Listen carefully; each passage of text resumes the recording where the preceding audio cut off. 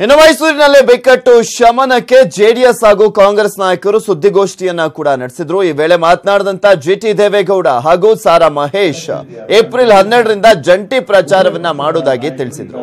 ಇನ್ನು ಸಭೆಯಲ್ಲಿ ಕೆಲ ಹೊತ್ತು ಅಸಮಾಧಾನ ಕಂಡು ಬಂತು। ಸುದ್ದಿಗೋಷ್ಠಿಯಲ್ಲಿ ಮಾಜಿ ಸಚಿವ ತನ್ವೀರ್ ಸೇಠ್ ಯಾರು ಹಿಂದೆ ನಿಲ್ಬೇಡಿ ಮುಂದೆ ಬನ್ನಿ ಎಂದಾಗ ಜೆಡಿಎಸ್ ಮುಖಂಡ ನಾರಾಯಣಗೌಡ ಗರಂ ಆದ್ರು। ಈ ವೇಳೆ ಮಾತಿನ ಚಕಮಕಿ ಕೂಡ ನಡೆಯಿತು। ಜೆಡಿಎಸ್ ಅವರು ಕಾಂಗ್ರೆಸ್ ಅವರು ಚುನಾವಣೆಯಲ್ಲಿ ಜಿದ್ದಾಜಿದ್ದಿಯಾಗಿ ಹೋರಾಟ ಮಾಡ್ತಾರೆ, ಒಂದಾಗ್ತಾರೆ ಅಂತ ಕೆಲವರಿಗೆ ಸಂದೇಹ। ನಿರ್ದಾಕ್ಷಿಣ್ಯವಾಗಿ ನೀವು ಸಹ ಕ್ರಮವನ್ನು ತಗೊಳ್ಳುವಂತ ಕೆಲಸ ಆಗಬೇಕು।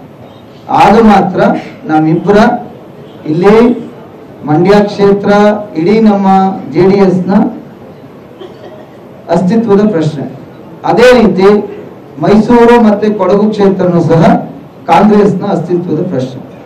ಈ ಎರಡು ವಿಚಾರವನ್ನ ನಮ್ಮ ವೈಯಕ್ತಿಕ ಭಿನ್ನಾಭಿಪ್ರಾಯ, ವೈಯಕ್ತಿಕ ಇಚ್ಛಾಶಕ್ತಿಯನ್ನ ಬಿಟ್ಟು ನಾವೆಲ್ಲರೂ ಮನಸ್ಫೂರ್ತಿಯಾಗಿ ಕೆಲಸವನ್ನ ಮಾಡಬೇಕು, ನನ್ನನ್ನು ಸೇರ್ಕೊಂಡು ಅಂತ ಹೇಳಿ ಮನವಿಯನ್ನ ಮಾಡ್ತಾ, ನಾವೆಲ್ಲರೂ ಸಣ್ಣ ಪುಟ್ಟದ್ದು ಇರ್ತದೆ ಚರ್ಚೆ, ಆದ್ರೆ ಬೇರೆ ಕಡೆ ಹೋಲಿಸ್ಕೊಂಡ್ರೆ ನಮ್ಮ ಲೀಡರ್ಗಳು, ನಮ್ಮ ಕಾರ್ಯಕರ್ತರು ಒಳ್ಳೆಯದಿದ್ದಾರೆ ಎರಡು ಪಕ್ಷಗಳಲ್ಲಿ।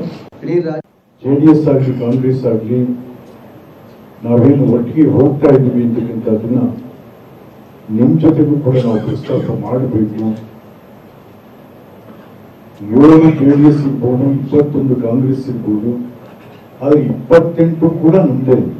ಮತ್ತು ವಿಶೇಷವಾಗಿ ಕೊಡಗಿನ ಉಸ್ತುವಾರಿ ಸಚಿವರಾಗಿ ಬಹಳ ಯಶಸ್ವಿ ಉಸ್ತುವಾರಿ ಸಚಿವರು ಎನಿಸಿಕೊಂಡಂತೆ ಮಹಾದೇವ್। ಸೊ ಹಾಗಾಗಿ ನಾವೆಲ್ಲರ ಪ್ರಯತ್ನಗಳು ಕೂಡ ಅಲ್ಲಿ ಆಗ್ತಾ ಇದ್ವಿ। ಮತ್ತು ಈ ಸಾರಿ ನಾವು ಹೆಚ್ಚು ಕೊಡಗಿನಲ್ಲಿ ನಾವು ಮತ ಪಡಿತೀವಿ, ನಮ್ಮ ಮೈತ್ರಿ ಕ್ಯಾಂಡಿಡೇಟ್ ಅಂತಕ್ಕಂಥ ಭರವಸೆ ಕೂಡ ನಮಗೆ ಇದೆ। ಮತ್ತು ನಾನು ಕೂಡ 5 ವರ್ಷಗಳ ಕಾಲ MP ಆಗಿದ್ದಂಥವನು, ಕೊಡಗಿನಲ್ಲಿ ಬಹಳಷ್ಟು ಪ್ರವಾಸ ಮಾಡಿರ್ತಕ್ಕಂಥವನು, ಕೊಡಗಿನ ಅಭಿವೃದ್ಧಿಯ ಬಗ್ಗೆಯೂ ಕೂಡ ಹಿಂದೆ UPA 2 ಗವರ್ಮೆಂಟ್ ಅಲ್ಲಿ ಬೇಕಾದಷ್ಟು ಪ್ಯಾಕೇಜ್ಗಳನ್ನ ನಾವು ಹಿಂದೆ ಕೊಟ್ಟಿದ್ದೇವೆ। ಜಾತ್ಯತೀತ ಜನತಾದಳಕ್ಕೆ ಕಾಂಗ್ರೆಸ್ ಪಕ್ಷ ಒಂದು ರೀತಿಯಲ್ಲಿ ಹೆಣ್ಣು ಗಂಡು ನೋಡೋದಕ್ಕೋಗಿ ಶುಭ ಸೂಚನೆಗೆ ವೀಳ್ಯದಲ್ಲೇ ತಟ್ಟೆ ಕೊಟ್ಟು ಪರಸ್ಪರ ಒಪ್ಪಂದ ಮಾಡ್ತಾರೆ, ಅದೇ ರೀತಿ ಒಂದು ಕಾರ್ಯಕ್ರಮನೇ ಮಾಡಿದ್ರು।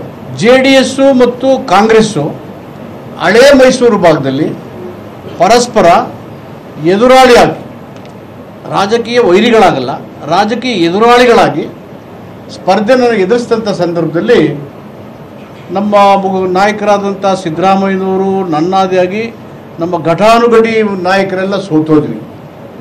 ಸಿದ್ದರಾಮಯ್ಯನವರು ಶಾಸಕಾಂಗ ಪಕ್ಷದ ನಾಯಕರಾಗಿ ಆಯ್ಕೆ ಆದಮೇಲೆ ಪಕ್ಷದ ಈ ತೀರ್ಮಾನನ ತಾನು ಅತ್ಯಂತ ಹೀನಾಯವಾಗಿ ಸೋತೆಂಥ ವಿಷಯವನ್ನು ಗಮನಕ್ಕೆ ತಗೊಳ್ದೇನೆ ಇಡೀ ರಾಜ್ಯದ ಸರ್ವಾಂಗೀಣ ಅಭಿವೃದ್ಧಿ ಮಾಡಿ ಸೋಲನ್ನು ಅನುಭವಿಸಿದ್ರು, JDSಗೆ ಸೋತೋದ್ರು ಅದೊಂದನ್ನು ಲೆಕ್ಕಕ್ಕೆ ತಗೊಳ್ದೇನೆ ನಮ್ಮ ವ್ಯಕ್ತಿಗತ ವೈಯಕ್ತಿಕ ವಿಚಾರಕ್ಕಿಂತ ರಾಜಕೀಯ ಸಿದ್ಧಾಂತ, ಸಂವಿಧಾನ, ಪ್ರಜಾಪ್ರಭುತ್ವ ಅತ್ಯಂತ ಪ್ರಾಮುಖ್ಯ ಅಂತಕ್ಕಂಥ ವಿಷಯಕ್ಕೆ ಒಳಪಟ್ಟು 2 ಪಕ್ಷಗಳು ಇವತ್ತು ಒಟ್ಟಾಗಿ ಈ ಚುನಾವಣೆಯಲ್ಲಿ